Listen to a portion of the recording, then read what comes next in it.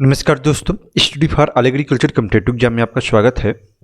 आज इस वीडियो में हम डेवलपमेंट ब्रांच का एक बड़ा ही महत्वपूर्ण टॉपिक है, role of livestock and dairy in Indian economy, या इसे एक तरीके से कह सकते हैं कि जो आपके सिलेबस में दिया गया है, role of livestock and dairy in Indian rural, तो कह सकते हैं कि ग्रामीण इकोनॉमी में, ग्रामीण परिक्षेत्र में हमारा जो लाइव स्टॉक है, पशुपालन है या दुग्ध पालन है, इसका क्या महत्व है, क्या रोल है। तो जाहिर सी बात है, बड़ा महत्वपूर्ण टॉपिक भी दिया गया है और बहुत ही महत्वपूर्ण रोल भी है। तो हम इसके बारे में देखेंगे। बड़ा ही बढ़िया, ये कह सकते हैं कि ये नोट्स आप सभी के लिए हो जाएगा, ये अगर पूछा जाता है। Livestock play important role in Indian economy. एक तरीके से रूरल अर्थात भारत जो है वो गाँव का देश है। 70% पॉपुलेशन आज भी हमारी वो गांव में बसती है, विलेज में बसती है। और दूसरा जो महत्वपूर्ण है कि जो एक तरीके से इकोनॉमी है, इकोनॉमी भी एग्रीकल्चर बेस है, या एम्प्लॉयमेंट की बात करें अदर जो भी, तो कह सकते हैं कि काफ़ी मेजर रोल्स होता है हमारा एग्रीकल्चर का, और उस एग्रीकल्चर में लाइव स्टॉक और एनिमल्स कह सकते हैं इनका अत्यधिक महत्वपूर्ण। तो चलिए, livestock play important role in Indian economy. About 20.5 million people depend upon livestock of their livelihood. अर्थात अगर वर्तमान में हम भारत की पॉपुलेशन देखते हैं तो 121 से लेके करोड़ से लेके अब वो 135 136 करोड़। तो अगर इसको हम मान लेते हैं कि एक सिंपल सा 130 करोड़ पॉपुलेशन है, तो 130 करोड़ पॉपुलेशन में से 20.5 मिलियन अर्थात 135 मिलियन में से 20 मिलियन जो पॉपुलेशन है वो डिपेंड करती है अपने जीवन निर्वाह के लिए किस पे? लाइव स्टॉक पे, पशुओं पे। Livestock contribute 16% of the income of small farm household against an average of 14% of all rural household. तो कहने का मतलब जितने भी ग्रामीण हैं, जो भी ग्रामीण रूरल एरिया में रहने वाले, उनका जो 14% एक तरीके से एनुअल हम कहें इनकम, जो एक तरीके से इनकम है वो किससे प्राप्त होती है? तो लाइव स्टॉक और कहेंगे कि डेयरी से। बाकी एग्रीकल्चर की अन्य शाखाएं हैं, क्रॉप प्रोडक्शन है, हॉर्टिकल्चर है, अन्य फिशरीज हैं, पीसी कल्चर है। तो ये different but measures live stock. अब लाइव स्टॉक में ही आपका फिश है, ये भी एक तरीके से इनका मेजर रोल है। ये थोड़ा सा डाटा है और ये मुझे लग रहा है कि बहुत अच्छा है कि इस डाटे के साथ अगर लिखेंगे तो लगेगी कि काफ़ी यहाँ आपने कुछ लिखा है। Livestock provided livelihood to 2/3 of rural community. अर्थात जो ग्रामीण क्षेत्र है, 2/3 भाग ग्रामीण क्षेत्र को, उसको एक तरीके से जीवन निर्वाह के लिए जीवन निर्वाह जो है वो लाइव स्टॉक प्रोवाइड कराता है। It also provide employment to about 8.8% of population of India. अर्थात जो भारत की पॉपुलेशन है उसका 8.8% जो पॉपुलेशन है उसको एम्प्लॉयमेंट प्रोवाइड कौन करा रहा है? Live stock. अगर ग्रामीण क्षेत्र में आप देखें तो जो महिलाएँ हैं, सबसे ज़्यादा पशुपालन में महिलाएं इन्वॉल्व हैं। India has vast live stock resource. Live sector contribute 4.11 GDP and 25.6% of total agriculture GDP. देखिए, अब ये अंतर है, अलग अलग चीज़ें हैं, अब इसको समझने की ज़रूरत होगी। हमारा एग्रीकल्चर में टोटल जीडीपी में एग्रीकल्चर का कितना परसेंट है? तो अगर हम बात करें 16.5 या 17.5, एक एवरेज में मान रहा हूँ जो अभी है, मैं ये एग्जैक्ट नहीं है, ये आप एग्जैक्ट इसको ना मानिएगा, बट एक एवरेज में मान रहा हूँ कि 16.5 है। तो इस 16.5 में 25.6% जो शेयर है, अर्थात 1/4 जो है वो किस जीडीपी किसके कारण है? लाइव स्टॉक और डेयरी के कारण है। उसी तरीके से टोटल जीडीपी का 4.11। तो ये एक तरीके से इम्पॉर्टेंट है कि टोटल जीडीपी का 4% जो है वो लाइव स्टॉक की वजह से है। और इसमें तो ये बड़ा ही महत्वपूर्ण डाटा है। अब इस डाटा को लिखने के बाद सीधी सी बात, अगर एग्जामिनर होगा या कोई भी होगा वो तुरंत समझ जाएगा कि आपने जो लिख दिया कि भाई क्या रोल है। तो रोल तो सीधा समझ में आ रहा है कि हमारा एम्प्लॉयमेंट, हमारी जीडीपी में इसका रोल है। ये एक तरीके से 2/3 रूरल कम्युनिटी को लाइवलीहुड प्रोवाइड करा रहा है। तो ये स्मॉल फार्म हाउस जो है इनको रूरल, तो ये एक तरीके से यही तो रोल है, यही तो इम्पोर्टेंस है, कह सकते हैं। इन इंडिया, अब इंडिया की थोड़ी सी अगर हम बात करें लाइव स्टॉक रिसोर्स, तो world highest livestock owner at about 535.78 million, अर्थात कहेंगे कि 535.78 million of the life stock population which is the world largest. तो ये first in total buffalo population in the world 109.85, second in population of goat, second largest poultry market in the world, second largest producer of fish, also second largest aquatic nation, aquaculture nation in the world, अर्थात पूरे विश्व में second number पे हम मत्स्य पालन में हैं, second number पे हम बकरी पालन में हैं, फर्स्ट नंबर में हम बुफेलो अर्थात भैंस पालन में हैं, और कह सकते हैं कि लाइव स्टॉक ओनरशिप में तो हम फर्स्ट नंबर पे हैं ही। Third in case of sheeps, fifth in case of ducks and chicken, tenth in case of camel. तो ये सभी लाइव स्टॉक के अंतर्गत ही आते हैं।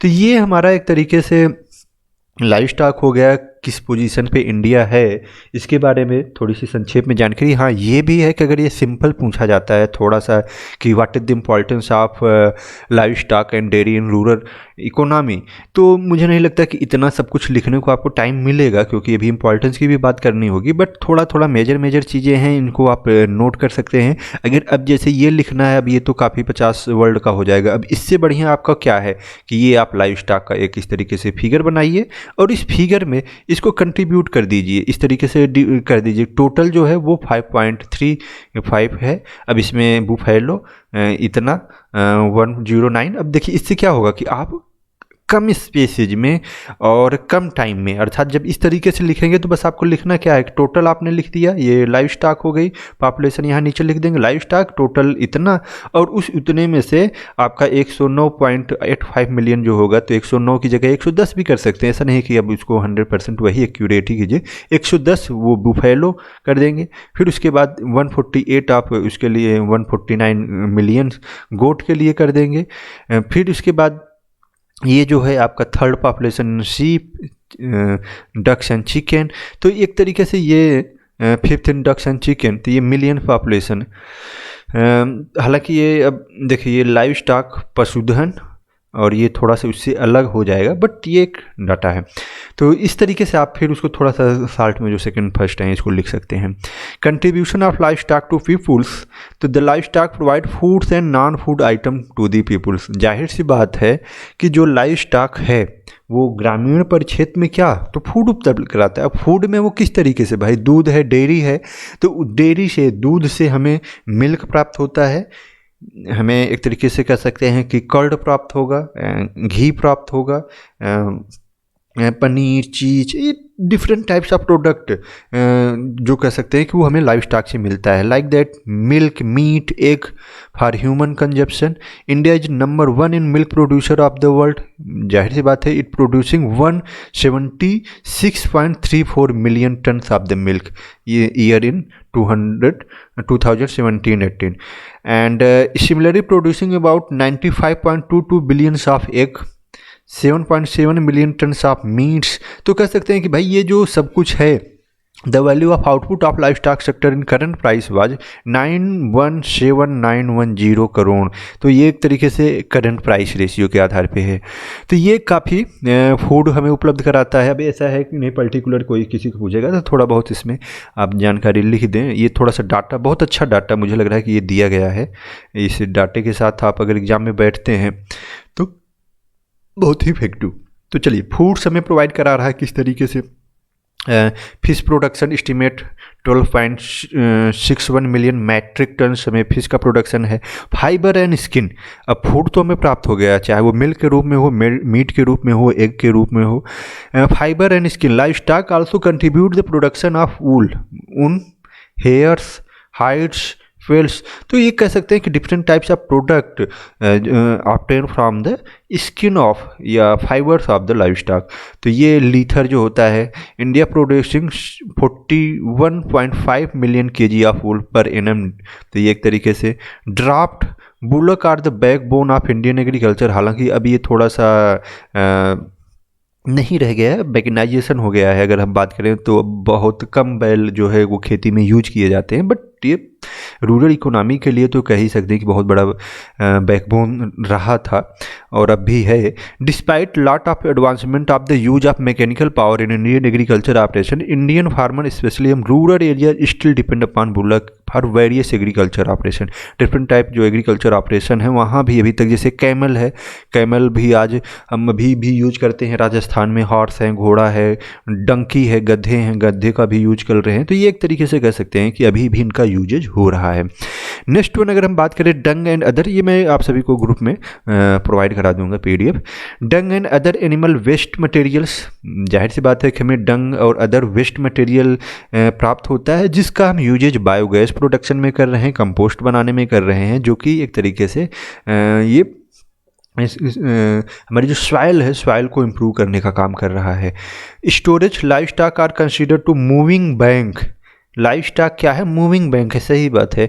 Because they are potentially to dispose of during emergency. अगर आपके पास एक भैंस है, बहुत अच्छी भैंस है, 1 लाख रुपए और वो 40 लीटर 50 लीटर दूध वो दे रही है, भदावरी भैंस मान लेते हैं या मुर्रा भैंस है, तो वो एक तरीके से आपकी मूविंग बैंक है। आपको कभी भी ज़रूरत लग गई, आप उसको मार्केट में ले जाके बेच के उस समय अपनी जो ज़रूरत है उसको कर सकते हैं। या बकरी पालन करने वाले, भेड़ पालन करने वाले क्या करते हैं भाई, वो एक तरीके से इसी तरीके से वो करते हैं और महीने में 2 बकरी 3 बकरी उनकी बिक गई, 10,000 20,000 रुपये इस तरीके से उनके निकल आते हैं और उनका जीवन निर्वाह जो होता है वो चलता है। तो ये एक तरीके से मूविंग कैपिटल्स इन लैंडलेस एग्रीकल्चर, भाई लैंडलेस एग्रीकल्चर हैं तो वो भी भेड़ बकरियां इन सबको पाल के बहुत अच्छा कर रहे हैं। Weed control, life stock are also use biological control of brush plants and weeds. Weeds control, या अगर आप सभी को improvement of the soil temperature, अगर आप सीप भेड़ देखें, आप सभी गांव में देखते होंगे, ये रूरल इकोनॉमी में बड़ा ही कि सीप भैंस कहते हैं कि भेड़ बैठाना, तो उससे जो हमारी सॉइल होती है उसका टेम्परेचर इम्प्रूव होता है और बड़ा अच्छा इफेक्ट मिलता है किसानों के बीच, इस तरीके से प्रचलन रहा है।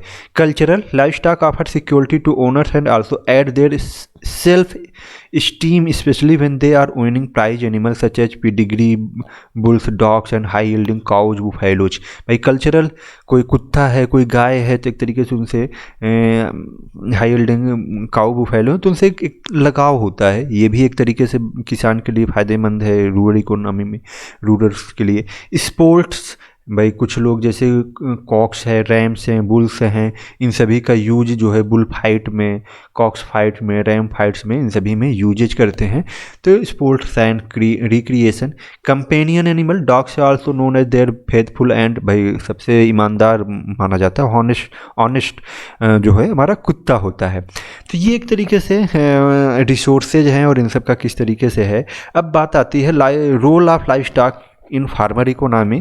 तो जाहिर सी बात है कि ये जो भी है, ये इंडियन इकोनॉमी की बात हुई, तो ये इंडियन इकोनॉमी और फार्मर इकोनॉमी कोई अलग नहीं होता है, लगभग वही चीज़ें हैं, बस थोड़ा सा इसको अलग तरीके से लिखा गया है। तो life stock play important role in Indian economy, in the farm economy of farmer, maintain mixed farming system. जाहिर सी बात है कि ये मिक्स्ड फार्मिंग सिस्टम, यहाँ क्रॉपिंग सिस्टम की बात नहीं की जा रही, क्रॉपिंग सिस्टम अलग है, mixed cropping system and mixed farming system अलग अलग होता है। ऑलरेडी मैंने आप सभी को इसका वीडियो और सब चीज़ें, क्रॉपिंग पैटर्न, क्रॉपिंग सिस्टम, अन्य जो भी थे, sustainable agriculture, water set management, already in सभी के वीडियो आप सभी को उपलब्ध हैं ग्रुप में।